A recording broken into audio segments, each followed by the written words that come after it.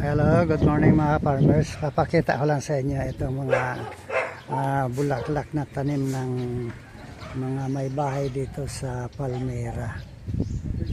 Ito sa Peace Tree, Palmera.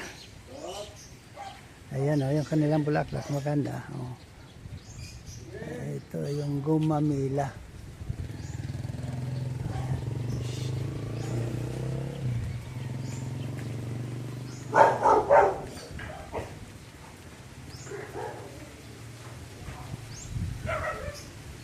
Ang ganda ng kanilang mga bulaklak. Dito naman sa kabila, ayan o. Ayan.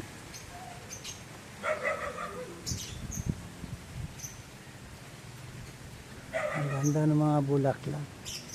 Ayan. Naka-trim talaga. Ayan. Pinugupitan nila. Ang ganda tingnan o.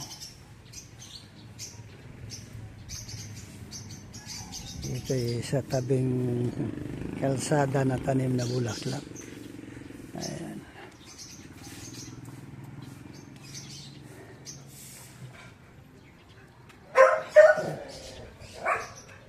Yung banda sa kabila, ayan ang tanim naman.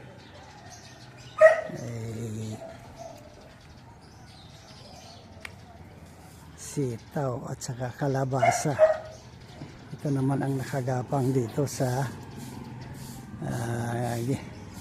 kanilang bakod sa gilid ng kalsada. Ayan. Ayan o. Namumulaklak na yung kalabasa. At saka yung sitaw. Mayroon ng bunga. Ayan. Ay, yung sitaw pala ito na turo. Ayan.